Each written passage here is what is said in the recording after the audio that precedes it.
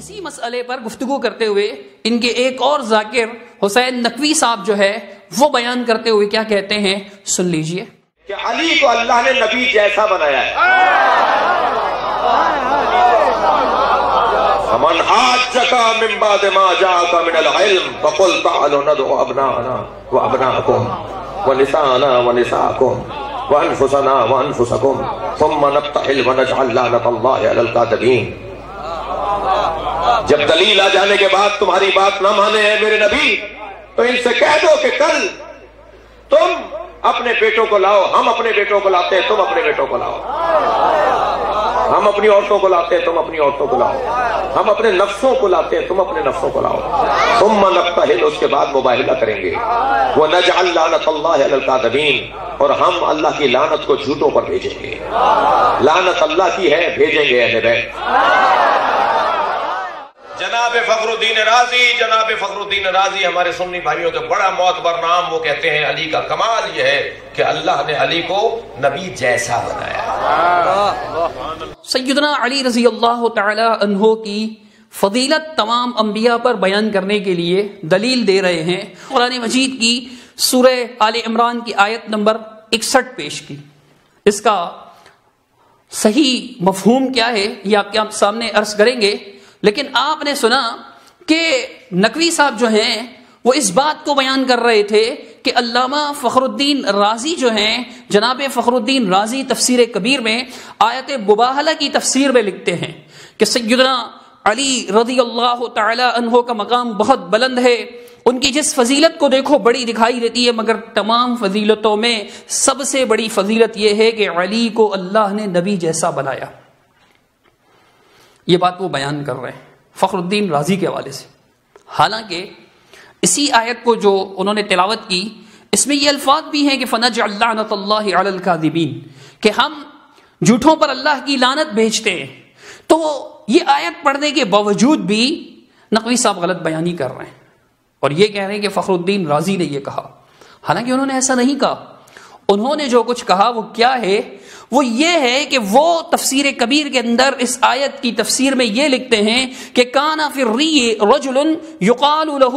محمود بن الحسن الحمصی، وہ کہتے ہیں کہ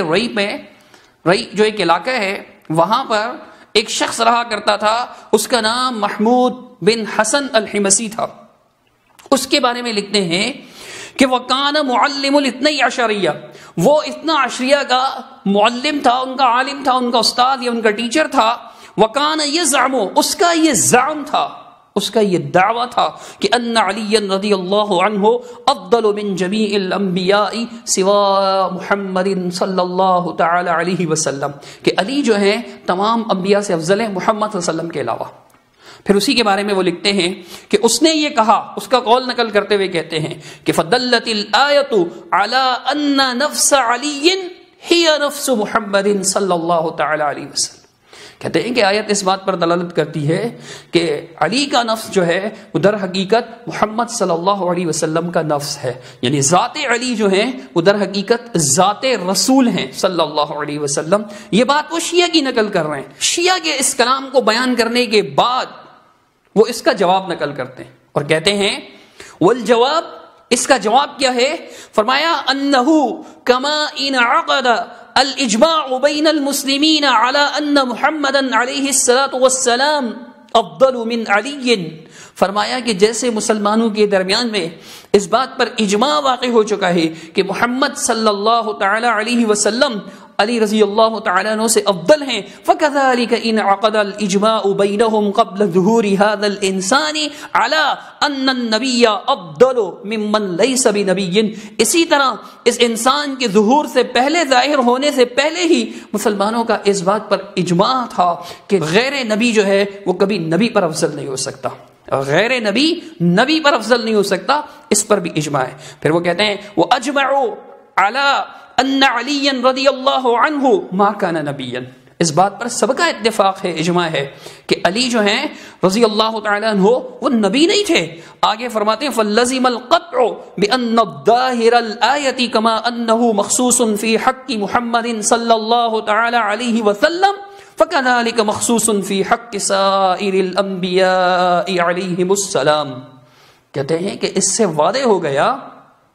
کہ قطعی طور پر اس آیت سے ثابت ہو گیا کہ جیسے یہ آیت محمد صلی اللہ علیہ وسلم کے حق میں مخصوص ہے، خاص ہے، یعنی جیسے انفسنا کہنے کے باوجود بھی علی محمد سے افضل نہیں ہوئے، محمد علیہ الصلوۃ والسلام کا یہ مقام اس آیت کے باوجود محفوظ ہے، اسی طرح تمام انبیاء کا مقام مخصوص ہے، ان کے حق میں بھی یہ مخصوص ہے۔ جیسے تم نبی علیہ الصلوۃ والسلام کی نبوت کی وجہ سے سیدنا علی کو افضل قرار دیتے ہو، بالکل اسی دلیل سے باقی تمام انبیاء علیہ الصلوۃ والسلام بھی افضل قرار پائیں گے۔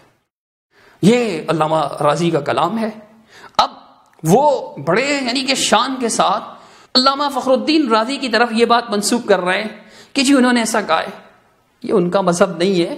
وہ کسی شیعہ کا مذہب نقل کر رہے ہیں اور اس پر خاموشی اختیار نہیں کر رہے ہیں، باقاعدہ اس کا جواب نقل کر رہے ہیں، اور آپ کہہ رہے ہیں کہ انہوں نے ایسا کہا ہے۔ ان کی طرف یہ بات منسوب کرنا یقیناً غلط بیانی ہے، اور حیرت اس بات پر ہے کہ آیت پڑھ رہے ہیں کہ فَنَجْعَلْ لَعْنَةَ اللَّهِ عَلَى الْكَاذِبِينَ، کہ ہم اللہ کی لعنت بھیجیں جھوٹوں پر، اور پھر اس کے بعد اتنے شان کے ساتھ، اطمینان کے ساتھ، چین اور سکون کے ساتھ غلط بیانی کر رہے ہیں۔ اللہ رب العالمین سمجھ دے۔